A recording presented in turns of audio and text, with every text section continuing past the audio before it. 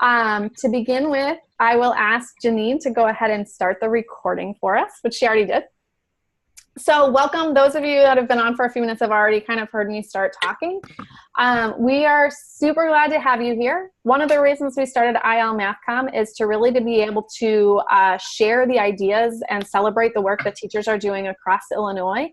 And as we have invited other people from other states and countries, apparently now, across the world as well.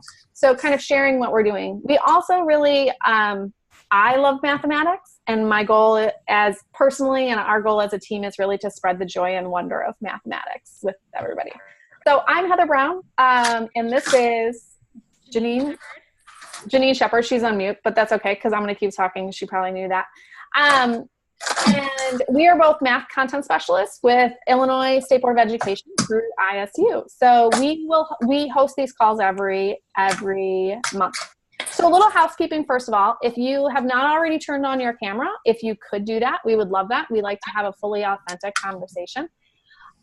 We will be encouraging you to talk during our discussion time, but if you have not already, if you can hit mute, it is in the lower, like if you, on your screen, you can go to the lower left and you should be able to hit mute just so that we don't have feedback noise until we're in discussion, especially while our invited guests are talking. If you cannot currently see everyone, you can click up at the top right. It says either speaker view or gallery view. Gallery view will allow you to see basically everyone at the same time, which is a great place to be. So we can start there. Then we will have each of our invited guests talk. So today we have two. So I want to thank Lisa Matthews, who's speaking on behalf of Illustrative Mathematics, and Rae, oh, I didn't even ask you how to pronounce your last name. Is it Hughart? No, Hughart. You were close. Hughart. Okay, I'm sorry. I should have asked you that during the downtime. We'll be speaking today about problem-based learning. The last disclaimer before we start is keep in mind that any discussions, products, etc., are not an endorsement by ISBE or ISU, but we are providing a platform for you all to share your ideas and resources, both the invited guests and all of you that are on the call. I will be posting something. Thanks, Sahar, for letting me know that your camera isn't working. We hope you can still join the discussion. I will be posting a few things in the chat window. So if you have not already found your chat window, the first thing I will post is if you can join the forum, you can certainly write things in the chat and I will try to copy them over to the forum, but the forum will stay forever for people that want to watch the recording later on, whereas the chat window will disappear. So if you'd like to add something, as people are talking about resources, I will probably be trying to type them up so that we can make sure that we have them available for other people. If you haven't already joined, if you didn't hear about this from our listserv, please consider joining our listserv so that you can see all of our future offerings. The next one is going to be November 1st, and we will be having Eli Luberoff from Desmos, the founder and CEO of Desmos, as well as Kevin McClure from Illinois State Board of Ed as well, talking about equity and access in mathematics. And then if you are on social media and want to tweet about us or anything else, please use IL MathCom. We would love it. And the last thing I will provide you, which I will provide again later on as more people come on, is our post-discussion link so that you can, at any point, if you want to log in now and take notes there, that's great. But that is where we will ask you to kind of tell us about your time here, but also to please provide us any ideas for what you would like to see in the future. So far, this semester, all of our topics have been based on those discussions. So please let us know any that you would like to have. So again, welcome. I will be adding things. You may see me repeat things in the chat, and the reason is because our chat, once you don't see conversations that weren't there when you logged in. So as people kind of join in late, you might see me kind of copy and paste that whole thing and just paste it back in there. So don't be surprised if you see that.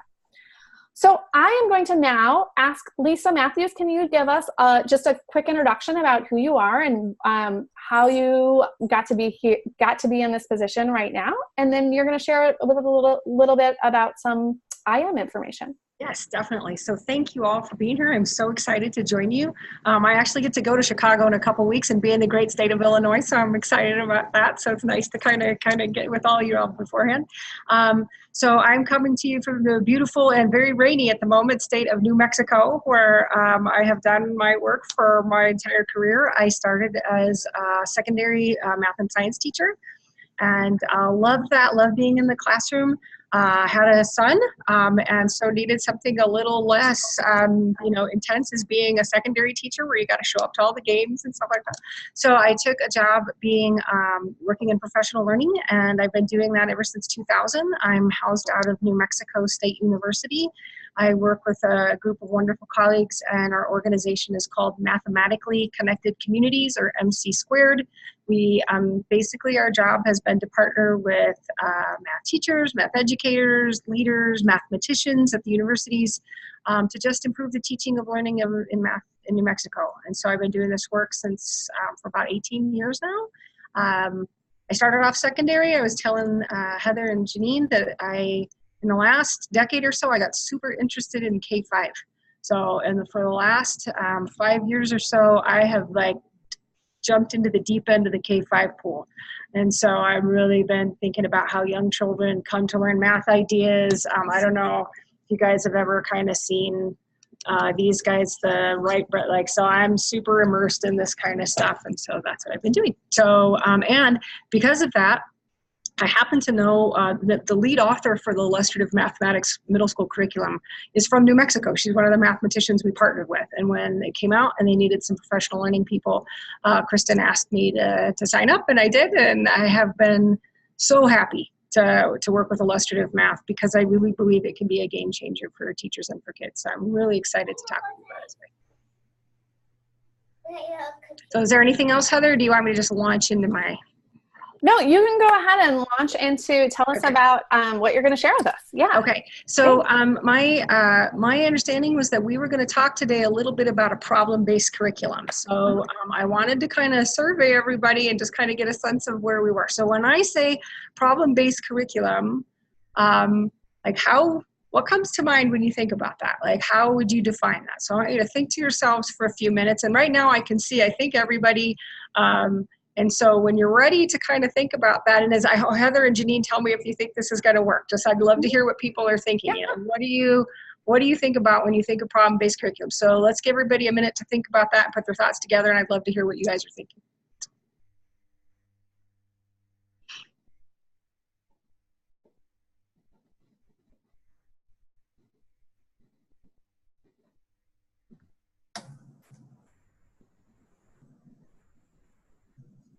I just enjoy that the IM newsletter just came out during our conversation. How much fun is that? I know, right? It's so good cool. timing. Yeah, right. I need to buy Jeff a margarita for that one. That was all right, so when you're ready, unmute yourself and let's pop in. And Janine, thank you. I know I've sprung this on you on the fly if there's moderation, but I would love to hear what you guys think about when you think of problem-based curriculum.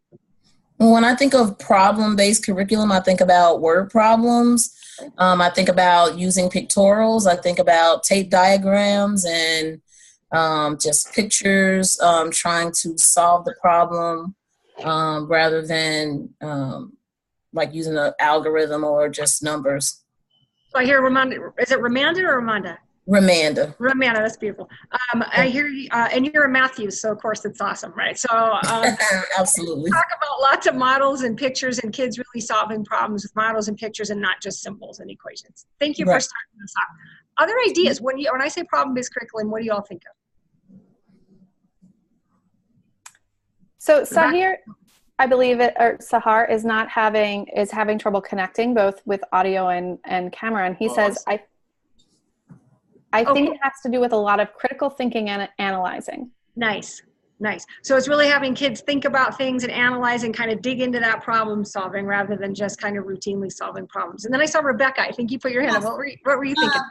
I think about low floor, high ceiling. Oh, nice. And that have multiple entry points for kids so that it's naturally differentiated. So can you talk, because I want to make sure that everybody's clear with those terms. Like when you say like low floor, high ceiling, multiple entry points, what does that mean to you? Just so that we're on the same page. So basically that you can have a classroom of kids who are all at a different point in what they understand academically and what they might be able to do skill-wise, but the problem itself or the task itself lends itself to children being able to enter into the task at a point where it's comfortable for them, if that is maybe developmentally not quite where you're going in the task, but there's somewhere for them to enter and grasp onto it. And also, though, it doesn't leave behind kids that are ready for a challenge. They can take it on to that next level and strategize around what kinds of things the math problem or task is being asked of them. I'm glad we recorded that, because that's a beautiful I might steal that from you, Rebecca. That was great. That was great. I just wanted to make sure, because I want us to make sure that we're all clear on our terms. Yeah. Other thoughts about what a problem-based curriculum, or a question, like if you're like, I don't know what a problem-based curriculum is, or, just would love to hear what you're thinking about right now. Yeah, Rae? I was going to say, one of the biggest things I love that my understanding of project-based learning is just for the students to really have a strong understanding of the purpose behind the content. That seems to be common. Nice. Okay, I'm going to do a last call. Any other offerings? And you don't have to. You can always pass. I'm just curious if you have some ideas. Oh, I was just going to also add that when I think of problem-based learning, I think of students working with one another and really explaining their thinking and really talking through the different ways that they sort of attack that problem and the way that they think through their work, and then sharing it with one another. Beautiful, beautiful. Thank you, guys. I couldn't have said that any better, right? Like, I think you guys are just like the most beautiful advertisement. I think we should summarize that and put it up. So I've had this really neat experience in my career. A lot of my role has really been to support teachers in implementing problem-based curricula from K-12. So I've worked with teachers to implement investigations, and this was back sort of in the mid-2000s to like maybe 2012, right before Common Core came out. So implement investigations, implement everyday math, implement connected mathematics. I was super involved in implementing connected math around our state, and also at the high school, IMP. I was super involved with helping teachers make sense of the content and of the pedagogy, of sort of the mechanics of how you teach those things. So that's been sort of a huge love of mine. And today I'm here to talk to you about the problem-based curriculum that just came out, Illustrative Mathematics, or if I'm going to say IM. It's a middle school math curriculum just for the people. All right, so you know what, can we get a census? So how many of you, just give me a thumbs up, how many of you are K-5 or K-6? All right, I see Rebecca. All right, and again, there's some of you I can't see, I'm sorry. And then how about middle school? All right, so from Kathy to everyone is K-12. All right, middle school, Angela. All right, awesome. And then high school? Okay, we've got, all right, super. So 9-12 for Gabriella, super, thank you. So we've got people from all different parts of the spectrum. So the illustrative math was piloted last year in the middle school for the last couple of years, and now it really hit this year is really sort of the full-blown running. Oh, Donna is K-8, super. And so people are starting to implement, and that's a 6-8 program. The high school program is in pilot right now, and that will be released next year, and then K-5 is starting to be authored this year. They just pulled together the K-5 team to author it. And so IM is a problem-based curriculum, and if it's okay with you now, I'm going to share my screen. I just have a little bit. I'm not going to talk at you forever, so please don't worry about that. But I am going to share. Let's share this. Yeah. So I'm going to go down where I can see Janine, because you're sort of my techie person. Janine, can you see my screen? Thumbs up. Awesome. Okay, super. Because when I do this, I can't see everybody anymore. I go out of gallery view. So thanks for giving me a heads up, and please let me know if something's not working. So I'm going to go to this slide, and we're going to talk a little bit about IM and the problem-based curriculum and what that looks like, and what are the facets of a problem-based curriculum. And then I was thinking in our Q&A we could talk about, well, what are some of the joys and struggles with implementing a problem-based curriculum, and if you're sort of wanting to do that or trying to support people who are doing that, what are some of the things to keep in mind? So we do this in the IM workshops, and I'm just going to post this. So if you had to fill out these stickies, what would you put on your stickies? And I'm just going to ask you to think to yourself. So on one sticky, you would write, how do you feel about math in one word? And on the second sticky, I want you to consider, how do you think your kids would feel, or students in your school would feel if you're a coach? And what words would your students put on that? So think about that just for a second. We're not going to discuss it. I just want you to kind of consider what would be on those stickies.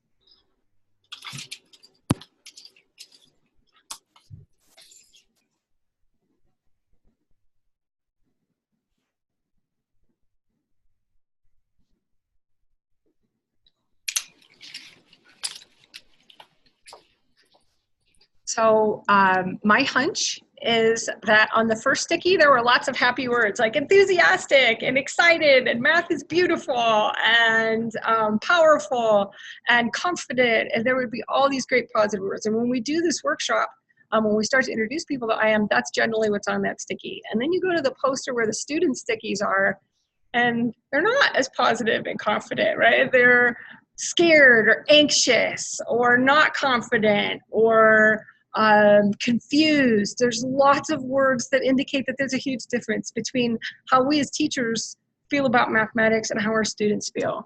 And so the Illustrative Mathematics curriculum, IM, was developed with this vision in mind, to create a world where learners know, use, and enjoy mathematics. So our goal is to get those stickies from the kids to be more in line with the stickies from the adults, right? And so if we're gonna do that, math can't continue to look like it has in a lot of places, like it did like when I went to school 30 years ago. So how does a problem-based curriculum do that? So I'm gonna kind of skip ahead to this part. I wanna walk you through the design principles in this problem-based curriculum in illustrative mathematics that we think support creating these cultures where our kids can really know and learn and use and enjoy mathematics.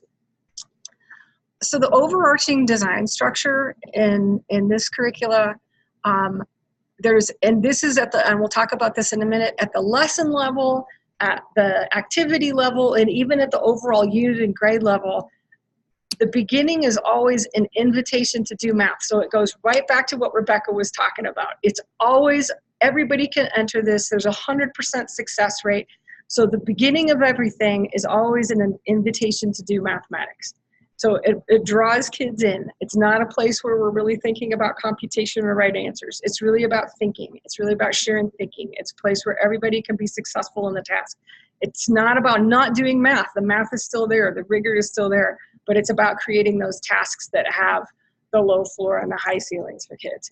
And then as kids have been invited in to do math, and there's a lot of like thinking and discussing and making sense going on, then they dive into a deep study of concepts and procedures. So those building conceptual understanding at the same time we're building procedural fluency has really been integrated into that. Kids making sense, like Ramanda said, kids using models and visuals to make sense of things, solving problems. I'm sorry, please forgive me, whoever said that, it might have been Rae. Collaborating and talking with one another and really exploring mathematics together. After they've done that, they really start to synthesize and they consolidate and apply their learning to really solve problems. And for those of you who've been doing this math work for a while, you'll see those 5 strands from adding it up in there and you know, where the Common Core math practices came from. So all those research ideas are in there. So kind of in summary, there's this invitation, there's a deep dive into concepts and procedures and building those at the same time, and then really kind of synthesizing and applying. So in IM, what that looks like is every day the lesson structure is the same. There's a warm-up, there is 1 or 2 activities that the kids go into, and again, this is kids exploring, it's kids doing mathematics together.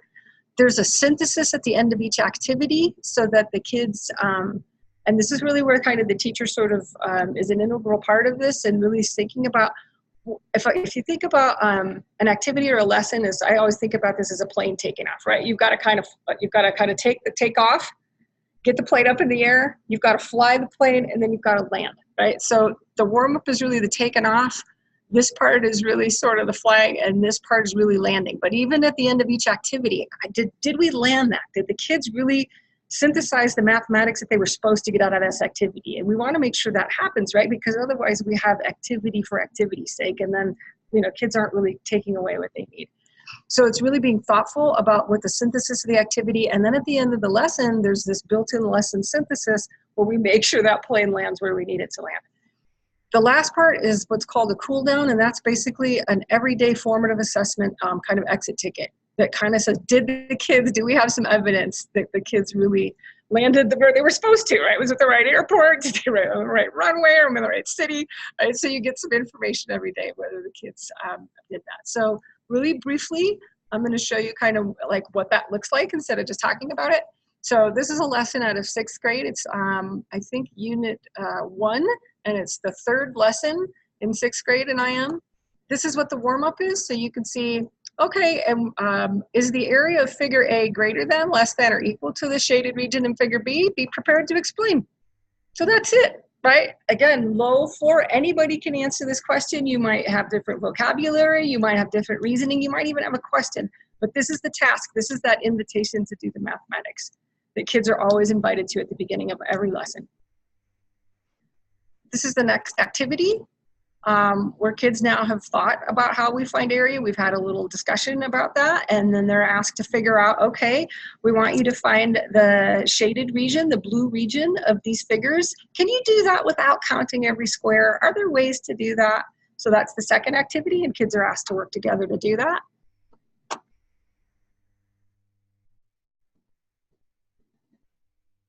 There's a synthesis, and then this is the next activity. This is activity 2 in that lesson, where they've done some work on the grid. And now the second activity in the class is where they do some work off the grid. And if I'll go back to the first one real quick. You can see where some of the work that they've done on the grid is designed directly to support them in doing work off the grid, right? And then they would have a synthesis about what we learned. We would talk about, oh, okay, in this lesson, the big takeaways are, and this is all, we're going to look at this in just a minute. So we had some different strategies for finding area today. We knew that we could decompose a shape into familiar shapes. We could decompose and rearrange into familiar shapes, or we can consider a shape with missing pieces and then subtract areas out. So basically we had 3 strategies that we saw today. So that would be sort of our lesson synthesis. And this is the cool down. So this is the exit ticket that the kids would get to help us as teachers get a sense of what they were making sense of and where do I need to go tomorrow.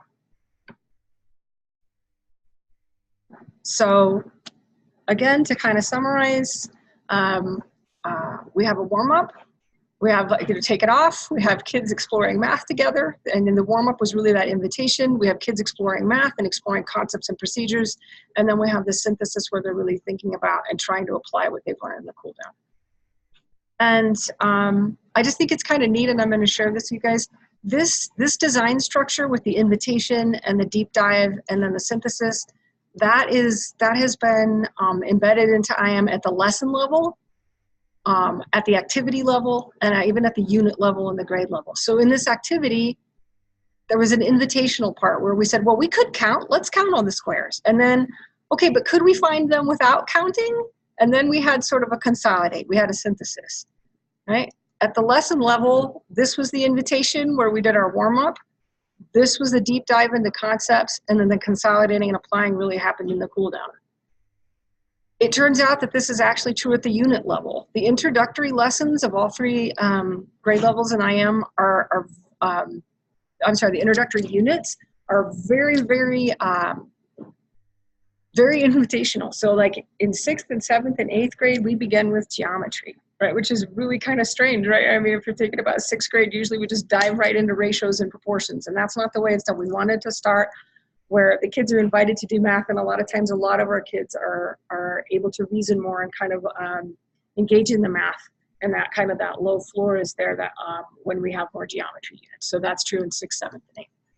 So that's kind of an overview of the problem-based structure of IM, and I'm gonna do a stop share here and pause just really quick and just answer any question that people might have before. I just kind of wanted, because like I sort of talked to you, but I want to kind of show you what it looks like, and then we'll pause I'll stop for questions. Anything at the moment?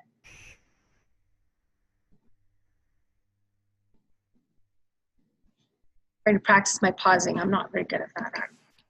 Hi. Hi, Rebecca. I am thinking about, I love the structure of that. And I'm thinking about on the days where you don't want to do as rich of a task, where maybe you want to give them some more practice because you've done the rich task the day before, and you want them to have opportunities to play games or interact in a different way. And just thinking about the math workshop model. Mm-hmm. And how that goes together?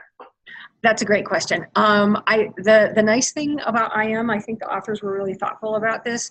And please know that I know that what I'm going to say is not pure reality. So please know, I want to put that kind of caveat on there. Typically, you've got 180 days of school a year, right? Theoretically, you're supposed to have 180 instructional days. I know that's not how it works, but typically every grade level has about 145 days of instruction, and that includes assessment built in.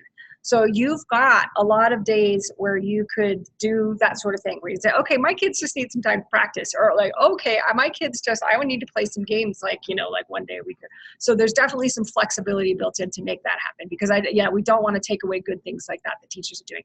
Plus, there's lots of ways to practice built in. Like if you feel like, okay, we did the rich activity, but oh my gosh, I looked at my exit ticket and my kids need more practice on that. There's definitely things built in to give them time to practice.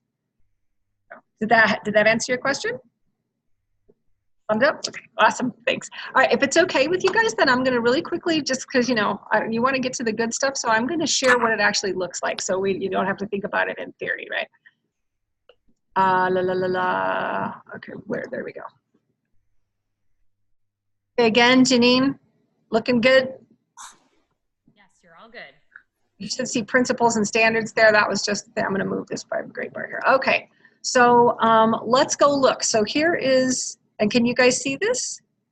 All right, so you should have the lesson plan up. And the beautiful, beautiful, beautiful thing about IM, and it's really the only reason I can do this, is it's all open resource. It is free, it's free to everybody forever. Right? That's the way it was designed. You do not have to buy anything to do this curriculum. You can just go and everything's available to you right now online. You go get it and play with your kids tomorrow if you want to do it. So I really value that, because I think good resources need to be available to teachers no matter what their budget is in their school. So this is the lesson that we just looked at. Yeah, right? Yeah. I totally agree. So everything, and we talk about this in IM being the magic green box, like everything you need to teach IM this is your magic green box. There's learning goals for you. There's student-facing learning goals, because we want that to be invitational. There's criteria for success, the learning target statements, those are student-facing. All the materials you need if you've got to prep for anything. Here's all the documents in Word and PDF form if you want to change some numbers on there. If you want to, you've got it in worm form to play with. So the lesson, the lesson materials for teachers, I think one of the things that I found in my career with problem-based materials, if you didn't have a lot of teacher knowledge that you brought to the table, both pedagogical and content knowledge, it could be a challenge, right? It was sometimes a challenge for me to implement something like IMP or connected math if I didn't have a teacher tool in my pocket, right? Or if I didn't really understand the content very deeply. And one of the things I think that the authors of IM have done incredibly successfully is they have put those pieces into IM to make sure teachers feel supported both in content and in pedagogy. And that's what I'm super excited about. And I wanted to just show you guys really quick before I stopped yakking at you. So the teacher materials, this is all sort of the teacher guide and what it would look like. So here's the warm-up. Talks about the materials you'll need. This is how you want to launch it. These are some student responses that you're going to get. Here's some anticipated misconceptions that students are going to have. Oh, this is how the synthesis should look. Here's what you want to highlight during the synthesis to make sure we land this plane, right? They have been so thoughtful to think about added support for this idea that Rebecca brought up and that others brought up about we want all our kids. And you guys talked about equity and access, Heather. I think that's your next speaker, and that was one of the things I really wanted to talk about. If we're going to do these integrated classrooms, if we're going to do problem-based learning, if we're not going to track our kids, if it's going to be a heterogeneous group, there has got to be a lot of support for teachers to make sure that all the kids that enter at these different levels have the equity and they have access to that same rigor of mathematics.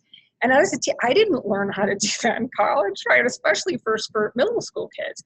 So they have built in support for English language learners. And I'm going to say, if you're looking at this, this is just good instruction, right? This is to build good academic vocabulary for all our kids. And I don't know about you guys in Illinois, but I know a lot of my kids in New Mexico need this regardless if they're designated English learners or not.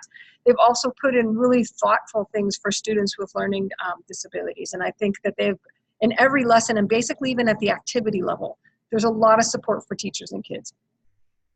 There's also instructional routines that you'll see linked throughout here. And I don't know if you guys are familiar with the 5 practices for orchestrating classroom discussion. fully half the IM lessons have that routine embedded. And there's been really thoughtful about how to create that discussion in there. Again, you don't have to just kind of show up and figure out how to do this problem-based learning. How do you orchestrate a classroom discussion? How do you get kids to collaborate and have thoughtful math discussions? That's all been sort of embedded for us. Another way they've done that is with these, and I'm throwing a lot of information at you so you can make me stop and back up at the question and answer point. There's these things called math language routines.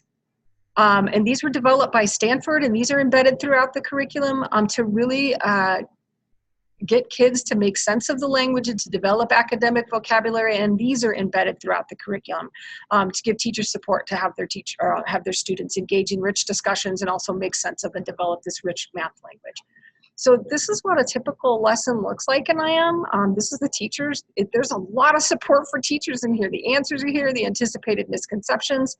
And for those kids who are done 5 minutes after you start and are like, Miss, I'm bored, there's also in pretty much every lesson an Are You Ready for More? That's not different content. It's not accelerated. It's not faster. It's getting kids to think more deeply about and more richly about the content that we're doing that lesson that day. So that is sort of an overview of what this problem-based resource looks like. Kids are going to be engaged in doing the mathematics. It is so far beyond answer getting, right? I mean, answer getting is part of it, but there's so much more to it in that, and the support is really there to do that. The last thing I wanted to share with you, because I just think it's awesome, and this is in the course guide. This is basically sort of like the teacher's instruction manual on how to implement IM. And you can see over here the design principles, how to use the materials, the support for English language learners. There's the research beside that, the support for students with disabilities. If you go to how to use these materials, all the instructional routines that are embedded throughout the curriculum are in there. So the 5 practices are in there, algebra talks and number talks, group presentations. These things called notice and wonders are in there. And those are things that we use in warm-ups where students will say, well, what do you notice? What do you wonder?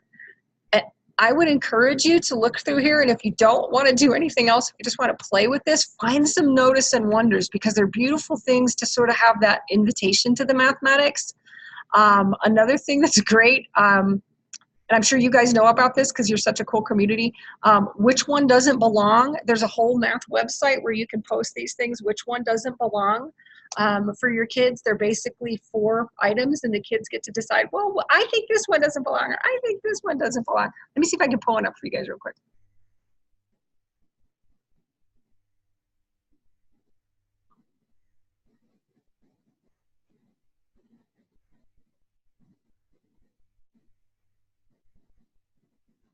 Let me see. You know what's going to happen? I think my internet at the school here is stuck. So I'm sorry. Of course it doesn't work because I need it to work. Technology is not my friend. So I'm sorry. I would say go look at it because unfortunately my PowerPoint and all these things have kind of frozen up. But Lisa, can you toss me the exact link? Is it just open up resources.org or if you go, I was just looking for if you go here, do you see the link in my address bar?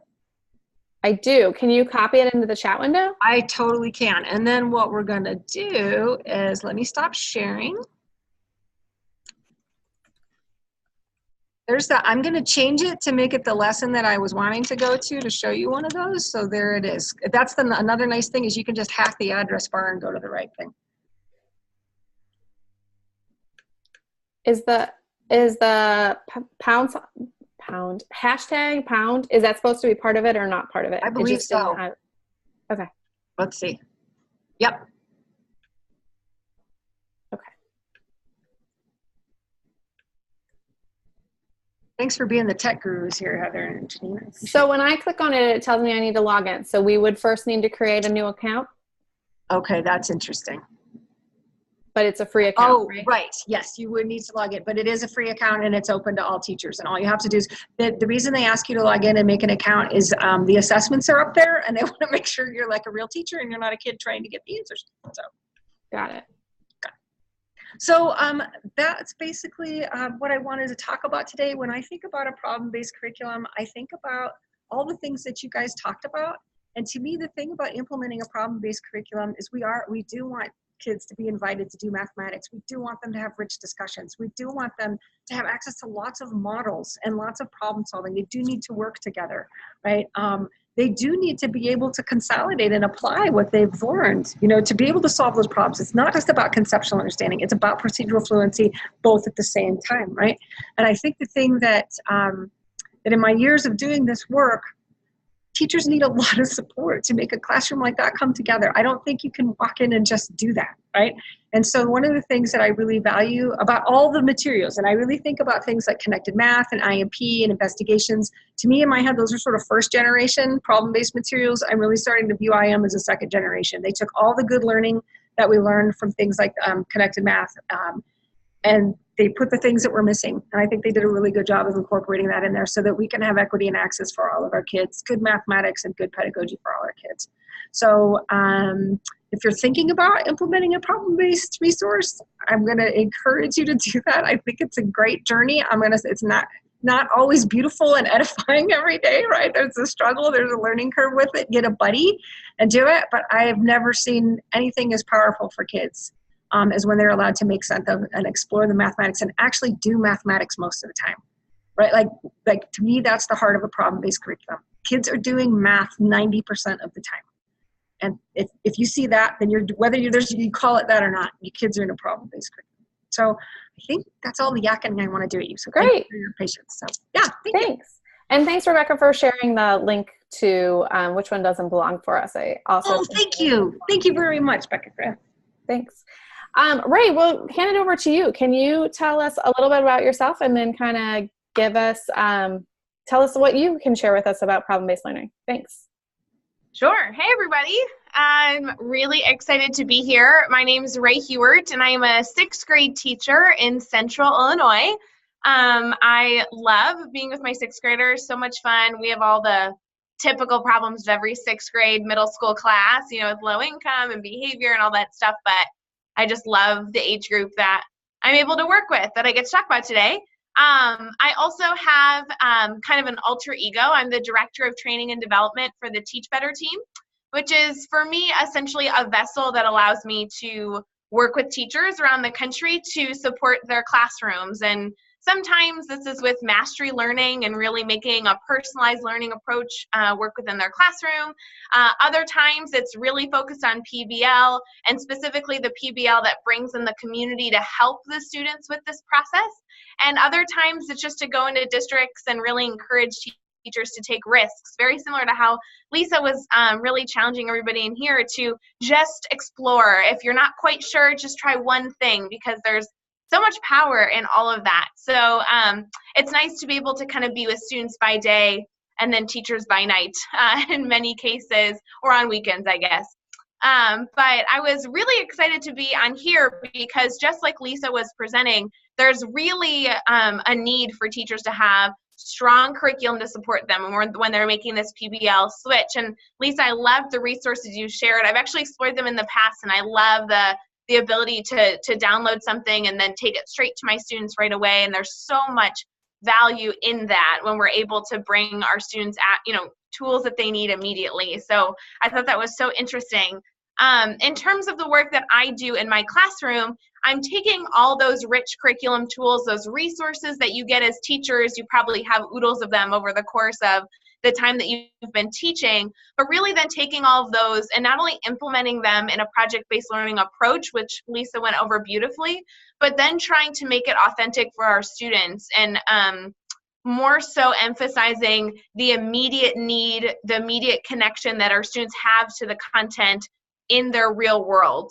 So when we build kind of this approach, I've been able to work with teachers a lot on this model, and it comes down to connections, not only connections to their future and why this content might be extremely valuable to their futures, but more so the connection to their real world right now. How can they walk out of your classroom and see this math in action? Area was a great example of that. We can look at tasks and having them explore, but really where is the connection that we can then take that just slightly a little bit further to show them that authentic kind of like overarching umbrella of purpose, I guess, is really my shtick that I get to work with teachers on, which is really fun. So my students actually do their PBL through themed internships that are all sponsored by local businesses.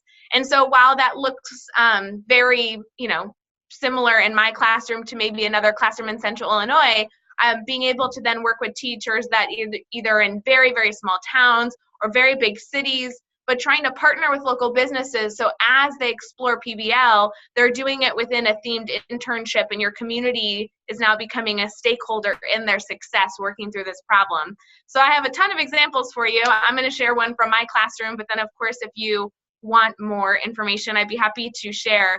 I'm not going to share my screen if you don't mind, but if you're interested in resources on either how to get started in this, or wanting to read blogs about this, or wanting to see my own personal website that I use with my students, I can share all that with you after as well. But right now, my students are operating within a themed internship sponsored by a local business in town that's a pizza company. They're totally, just in Illinois, just in our area, Tobin's Pizza. And my students are working within an internship, learning how to manage, how to serve, and how to kind of run a kitchen. And then November 2nd, if any of you are in Bloomington Normal area, they're hosting a pop-up restaurant for the entire day, where they are going to use their math skills. We're focusing on decimals and long division, which is kind of an easy 6th grade standard. And we're going through, and after all this exploration, they've been working to be able to then run this restaurant completely on their own. So it's going to be pretty awesome. But the partnerships have really allowed my students to find strong interest in mathematics. They really understand why they come to work every day. And they also have so much community support. We have about 2 or 3 community members in our classroom every single week, just helping our students problem solve through some of their difficulties. During those days where they just need practice, we're able to kind of differentiate for all of our students depending on the needs, because we have the adults that use that style of math every single day in our classrooms. And then we also do a lot of community partnerships with outreach, and we call it like inward reach, but our outreach to really then take all of our students' learning and pass it back to the community. There's so many things we teach as math teachers that nobody in our community in their adult lives really remember from school. And whether that be because they don't learn it or because they don't realize they're learning it, our students are now becoming leaders in educating our community. So not only will we host the pop-up restaurant, the pizza restaurant, November 2nd, but our students actually do a community outreach with Tobin's where they make placemats, and they kind of lead the reader, whoever is sitting at that seat, through a series of problems, teaching them how to calculate adding, subtracting, multiplying, dividing, decimals, how that relates to tip, and they do that all on a placemat. And then Tobin's uses those placemats for a community night that we'll end up hosting, and they actually pay for buses for my students and their families to be bused to the restaurant, and they give them all vouchers for a free meal. And so it's really kind of created this partnership, not only with me and the community, but with our community being really invested in our student success as they're exploring content that is now immediately relevant to them. So it's been really interesting being able to work on this. I know we're focusing on PBL, but just to add in a little kicker here, my students are doing that all in a mastery framework, which allows them to do it at their own pace, which adds like a whole new element to PBL and a personalized learning classroom. But again, I'm happy to share anything I'm able to support any one of you or people that you're connected with, or those watching this afterwards, because the whole concept of being able to build strong classrooms is so important to me, and to be able to provide a lesson plan model that a teacher is able to then do that with a community sponsor and kind of walk them through the steps and how to accomplish that, I think is so valuable. And I guess that's the biggest thing that I want to make sure I emphasize tonight is, as you start to dabble with really authentic ways to teach your students, you don't actually have to be an expert in everything. You have to be expert in the math. Bring in your community to then echo all the messages that you've been communicating already in your classroom to really build that that umbrella of purpose. Is there anybody here that I see some comments already who might have questions on? I've said a lot. So is there any questions that you guys have, or is there anything that you want to touch more on? I have a ton of questions, but I would love to open it up to other people. Do other people have questions for Rae about either how to implement or where she gets the resources, or anything like that?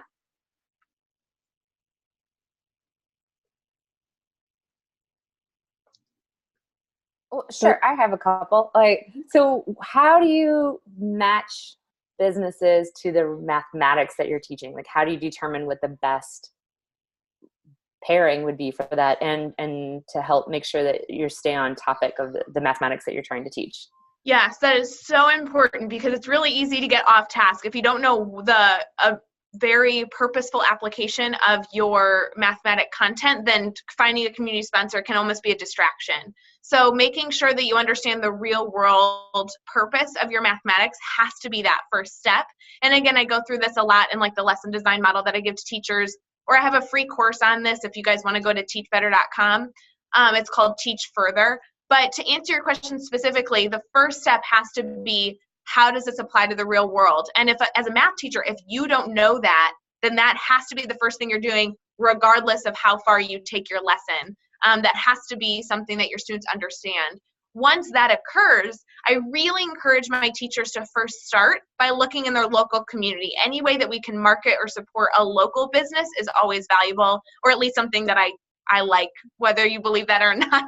And then it comes to a global, where can they connect with something even larger? We do a unit in January where we partner with Illinois State's Planetarium because it's a space unit, but we also partner with NASA. We have a connection at NASA that brings that in. So you're not only looking to support the community because that's what your students actually see every day on their way home, but also how do you connect at a national level to really get that authenticity, because that's extremely important. Did I answer your question? Sort of. So how do you frame each one of these then to make sure that your students are going to then really stay on track with the mathematics that you're doing? Like, how much, I guess I'm wondering, how much do you have to discuss and prompt things to make sure that the math itself that you're trying to get across is what you're doing? And how much can you leave it like more open and sort of taking some of the things we talked about earlier from illustrative math with like more open-ended problems? So what I love about PBL is that it encourages teachers to start with the why. So what's the problem? And then you don't tell them the solution to the problem, they're exploring that. So in the Teach Further model, if you're interested in looking into that further, they start with an introduction day. And that introduction day is truly just to get the kids hyped about the internship model that they're about to enter into. And you hold that internship model for an entire unit. Now, a unit for some content standards might be 2 weeks, and for others, it might be 5 weeks. It really depends on how much content you're looking to cover in a unit. But the way that we do that is just to really allow the students to live and breathe what their internship starts with. So our Tobin's Pizza one we just did last week, and for my other classes actually doing it Monday, but they get a cover letter. We practice handshakes. We talk about what it means to start a job, and we go over their training manual, which is really just kind of going over what our unit overview looks like. And then every day from that, my mathematics, how I taught before using only PBL and not this themed internship model, stays around the same, but my language changes. So when students walk in, I welcome them as trainees. I make sure that a majority of my problems that I'm posing to them directly correlate to a problem they might have in a business like Tobin's Pizza. When we talked about area, which is actually the unit we're on, we do a little bit of that in Tobin's Pizza. We talk about needing to mop our restaurant. We talk about needing to mow grass around the restaurant. We had to re-roof Tobin's, which was a real bummer. There was a rainstorm, right? So you're giving them problems that correlate perfectly to what Lisa's content was, but you're framing it, that's not just a square. It's actually the restaurant and server, people are coming in 15 minutes. We need to make sure that we mop this. How much water do we need? What's our area? And so having those conversations is more of a conversation framing than needing to take more time altering the tools you probably already use. Any other questions? I heard you mention like the cover letter, and it just sounds very interdisciplinary, which I know is one of the pushes that we've really had, especially at the K-5 level. And you're 6th grade, right? I am. Yeah. So do you teach more than just math? So I actually teach only math. I teach two sections. Not two sections. I teach two levels of math in my position. I've been able to do this model with everything from kindergarten to actually I support a few college professors in running their classroom this way. But the whole purpose of what you were asking before, where it's interdisciplinary, my whole premise of being able to help teachers with this is starting to not teach content in isolation. We really need to start blending in soft skills and teaching the whole student into our classrooms. And that becomes really difficult for teachers. They start doing it in isolation, where they might walk in and talk about posture. They might find a time to talk about a handshake, but then they go back to math class. And we actually never go back to math class. It's math class. So when they walk in every day from now until the end of Tobin's Pizza during our restaurant, we start with handshakes. It's a natural progression. It's something that feels very natural to our lesson because we have this umbrella of purpose of this internship. So a lot of what you're saying, like a cover letter, many sixth graders have never seen a cover letter. It's great exposure, and it's very applicable to what content we're working on. So it's just kind of an easier way to introduce all the things that I think we as teachers already know are important to talk about. Eye contact is a huge one for sixth graders. This has really strong connections with their social emotional learning too. So I enjoy that. Well, what I really like about that is we do a daily reflection and goal setting for the last 6 minutes of every class hour. And so they're becoming very cognizant of their learning. They're able to set goals, and they're doing it all within the context of their internship, which is fun. Like you said, it's really hitting a lot of the targets that we need to start implementing in our classrooms. But teachers don't know how to do it. And of course they don't, because we weren't trained to do it this way. So we need tools to help us make this applicable. This is definitely a huge shift. We're also in Illinois, well, everywhere in the country right now, focused on equity and access. So this idea of access, identity, and agency plays well with this problem-based and project-based learning. So I really like the context that you're bringing to the math and making it meaningful to them. Well, and I think there's a lot of value in our community seeing what we're doing in our classrooms as well. You know, teachers spend hundreds of dollars out of pocket, and with the 25 community sponsors I have, I'm not spending money on my classroom because my community is able to spend the money on my students. And while that seems like a dream, to be able to duplicate that in schools and really support teachers in not having to buy something for their classrooms because the sponsors are seeking ways, because they're now invested in our classrooms, I think that's going to create a positive shift, or I guess I know it's going to create a positive shift for our teachers really understanding their worth as well. Rae, I know you teach sixth grade, but our friends in Honduras just asked if you had any ideas specifically for high school teachers, or because I know you said you partnered with colleges as well. Yeah. So there's a ton for high school. The first question I would ask you is just to really identify what standards or grouping of standards that you want to focus on. And then from there, it's finding why it exists. Where is it used in the world? Even if it's something really far out there, being able to expose our students to these careers and discuss, how do you become a baker? How do you work for NASA? What type of steps do you need to work for the police department? And so once you have that why, the development behind it is almost easy. You need to find that content. So almost asking the question of high school is kind of a little broad. It's very similar in every age group and every content area, because it simply starts with what are your standards and what's the purpose of those standards, which again can be applicable in a variety of areas. But I'd love to brainstorm with you. That seems to be a huge part of my day, is sitting down with teachers and brainstorming. And maybe the course that I've written would be helpful, just simply to get your mind working. And again, that's at teachbetter.com. I can send that to you if you need it. David, do you want to unmute? I'm not sure what the AERO standards are, but you can certainly tell us about them. Okay, thanks. Hold on. You need to make sure the other person is muted.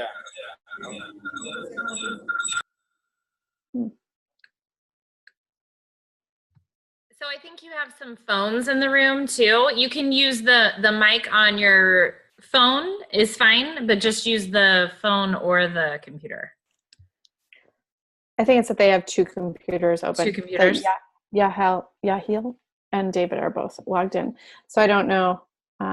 If you all want to send me your questions, I know that may not be ideal for right now because we all want to benefit from it, but you're welcome to to tell me more and through email, social media, or any other way you want to get in contact with me.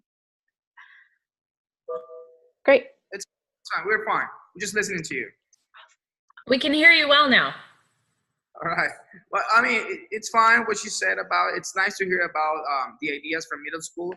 And we actually, most of us in here, 6 of us, we're actually high school teachers. So we're going to be interesting to listen more about ideas for high school students, which, you know, they always have. This is more like the entrance of the huge teenagers, which they have a lot of troubles with math and a lot of doubts and solutions that can work. We're working actually right now with the aerial standards. So that is part of our school now, but we will be just listening to you. So just go ahead. No, so in terms of the standards you're using, I'm not familiar with AERO. I assume that they are just standards that students need to meet, which is really all you need to get the process started. Rather than maybe asking for high school teachers, maybe I'm not making myself clear. A lot of these elements is you can really do anywhere. In a high school classroom, you can have students running a mock anything. You can have students reaching out to their community. We have engineering labs in high schools partnering with insurance companies. We have, I mean, if you're looking for like specific examples of what high school teachers have done, is that more of what you're looking for? I think so, yeah. Okay, I would be happy to look. I run a Facebook group called the Teach Better Team. We have over 1,000 educators that are doing similar teaching like this. And so I would really need to kind of look back and seek out to my high school teachers and say, hey, what did you end up doing? But off of top of mind, some of the high school teachers I've worked with have connected their content to coffee shops, it's really like running small businesses, running large corporations. I know number of high school teachers that have partnered with Starbucks. It really depends on what their content is, where it's applicable in the real world, and then just getting in contact with those sponsors, which is its own feat that I would love to brainstorm with anybody who's looking for kind of guidance on that. And I do talk about that in my course. But I think that the ways that teachers connect content can look similar in any grade level, simply because in a high school, you might dive deeper into the content's purpose. But there's a lot of similarities in terms of how to authentically communicate that to students. And Lisa, going back to you for a minute, so the Illustrative Mathematics curriculum that is out right now is currently 6 through 8. Is that correct? Yeah, it's a 6 through 8 curriculum. Like I said, the high school is in its pilot stage right now. It will be released next summer. Okay. And so are there a way for people to get involved in that pilot at all, or to get information out about that? The pilot is pretty closed right now. Actually, one of the reasons I'm going to Chicago is to look at the sneak peek for the high school, like what's coming out, so I'll know more about that. So I don't think there's going to be too much public stuff about that. Maybe there might be some sneak stuff in March. I do want to just kind of add on, and I would encourage, that's the neat thing about this, is that whether you're in Illinois or Honduras or wherever, you can access this if you have an internet connection. Just to kind of build on what Rae was saying, and it was just amazing, and I've just got she gave me a lot to think about. One of the things that I think that IM has done is that idea. I think that it's so important. Like, it's got to be applicable to kids. Like, they have to see what it's like in their real world. There has to be some hook, like some connection. I loved what you said, Rae, about really the heart of problem-based connection or curriculum is connection, and I think you nailed it, right? So whether it's thinking about you reminded me, Rae, in 7th grade, there's a circles unit, and I was thinking, oh, that would be perfect for the pizza place, right? There's a thing in 7th grade about cooking rice. Like, every lesson in IM is really based around some actual thing, and it's lots and lots of actual different. So the kids aren't just doing naked math problems. You know what I mean? Well, things in contexts. So. Yeah, and how valuable is that to not just be talking about food, but actually directly connect it with a business that while they're walking around town, they can see, because we really need to start taking our content outside of our classrooms. Agreed. And so I love that. I mean, rice, go partner with a restaurant in town to support what you're doing and talk about rice all week, Right. And it's interesting that you say that, because I'm sitting here in the middle of like the school that I'm at right now. This district has, I think, honestly, under 100 kids in the whole district. Okay, there are 40 kids in the elementary school, K through 6. So, and it's in the middle of a ranching community. So there really is no business here, right? There's just cows. So it's kind of trying to think about, how we do cows. But that's like those important. community members that they could all make it about, because all the math that if I think about this, all the math that they're doing is really going to be able to be applicable no matter what. You know what I mean? When they're fencing, right? When they're doing their corrals, they're going to have to talk about area. When they're going to market and they're managing feed or whatever, they're going to have to talk about that. So yeah, and it's important that we're exposing our students to careers that they may not be exposed to in their day-to-day life, because I grew up with parents in the design industry, and I didn't know, if you didn't go into architecture or furniture manufacturing, what job were you going to go do? How long did it take? Did I need to go to college for that? I mean, these are questions that have to be answered before we get to our senior year. And so if we can start in the model that I'm working with teachers on for this, it ends with a planning for the future guide, which requires teachers to identify components of things that they've learned throughout this unit and say, all right, so maybe you don't want to run a small business, but did you like customer service? Because there's a ton of jobs in customer service that are different than working in a restaurant. And then what type of qualifications do you need for that? What type of characteristics should you carry? And are there local universities or colleges in town where if you needed a certificate or a bachelor's degree, how could those, where could you go for those? Because these conversations can't just happen in high school. I love that we have teachers now having those conversations in 4th grade, 2nd grade, 10th grade, 6th grade, because then our students can start getting exposure into other things, which is enjoyable. So I love it. I just want to also point out that a lot of industry out there have ways for you to connect and have like a mentor that you can use, Skype or WebEx or things like that too. So don't feel limited by just what's around you as well. Like really consider giving them that opportunity to learn about something that they might not normally come across. It's actually really easy to find mentors online that are willing to do stuff with you. NASA has a fantastic program. So even if you don't have an in with them, you can just reach out to them and they'll set stuff up. And there's lots of great places around the world that do that as well. So consider that. Yeah, and if you can think of any more of those, Dana, you should put them on our forum for everybody that watches the recording later on. It is past 4:30, so I do want to respect everyone's time. Thank you so much to Rae and Lisa for sharing these resources. I've tried to capture part of the conversations as well as several of the resources that were shared and put them in the forum for anybody that's watching it later. If Rae or Lisa, if there are additional things, I know, Lisa, you held up a book at one point. I didn't get a chance to write it down. If you guys want to go to the forum and add those for anybody that comes later, that would be great. And then lastly, again, I've already said this multiple times, but here's a link to the post survey. Please take a minute to fill it out, and please provide us any ideas for what you'd like us to discuss next. Janine and I will be at ICTM tomorrow. I hope some of you will also be there at the conference tomorrow. And then Thursday, November 1st will be our next IL MathCom, and we will be talking about equity and access in the mathematics classroom. So I hope you can join us for that. We'll be joined by Eli Lubroff from Desmos and Kevin McClure from ISBE. So thank you all for coming, and I hope to continue these conversations with everyone. Thanks, everyone.